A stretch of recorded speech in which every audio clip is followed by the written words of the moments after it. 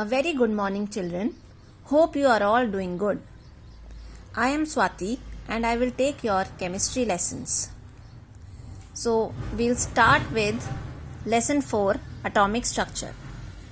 See, the atom, as you would be knowing, it is the smallest particle of matter. So, Dalton, who was an English scientist, he elaborated a few points about an atom. He gave his Dalton's atomic theory. According to this theory, matter consists of very small indivisible particles known as atoms. Atoms are neither created nor destroyed, right? So they cannot be created. Atoms of an element are identical in all respects. For example, we have atoms of gold. They will all be similar. Atoms of iron, they will all be similar. But atoms of different elements, that means atoms of gold will be different from atoms of iron. Atoms combine to form molecules. Now these molecules, if the atoms of the same kind combine, they form molecules of element. If different kinds of atoms combine, they form molecules of a compound. Atoms are the smallest unit of matter that can take part in chemical reactions. So all the chemical reactions which take place, they take place because of the atoms. So we have 3 subatomic particles. Subatomic particles means they are present inside the atoms. These are electrons, protons and neutrons. Electrons were discovered by William Crookes. Protons were discovered by Goldstein. Neutrons were discovered by Chadwick. The charge on electrons is negative, protons are positively charged, neutrons are neutral, no charge on neutrons. Mass of electrons is negligible, so we can consider it as 0. Mass of a proton is 1 atomic mass units and mass of a neutron is also 1 atomic mass units. A little detailed description is given in your in the textbook, table 3.1. So atoms as a whole, it is neutral. That means, see, neutral means it has no charge. Charged particles in an atom are only 2. It is either electron or proton.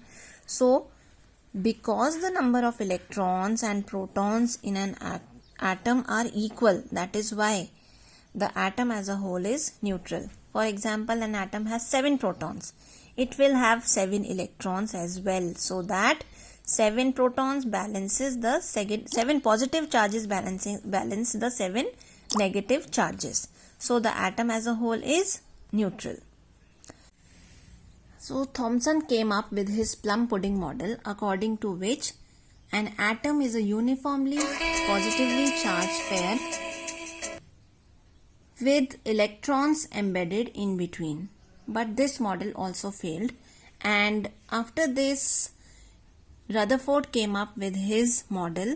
He did an experiment which was alpha particle scattering experiment. It was basically the discovery of the nucleus.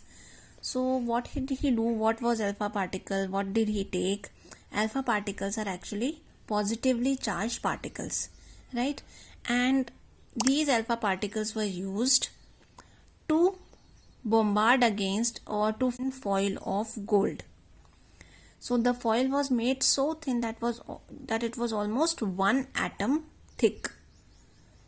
So the alpha particles were allowed to fall upon this foil, and he saw that most of the alpha particles, they pass straight.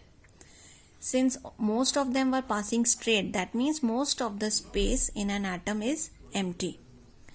Some few alpha particles, they were deflected or deviated by a small angle, right? And few they completely bounced back. So he concluded that the heavy positively charged mass which causes the deflection is very small, and it is at the center. Later on it was given the name of nucleus. So he gave his model based on these conclusions. Atom has centrally located nucleus. The size of the nucleus is very small compared to that of an atom. Also, the outer circular orbits are there which are outside the nucleus. Electrons revolve in these orbits or shells, and atom as a whole is neutral because number of protons and electrons are equal.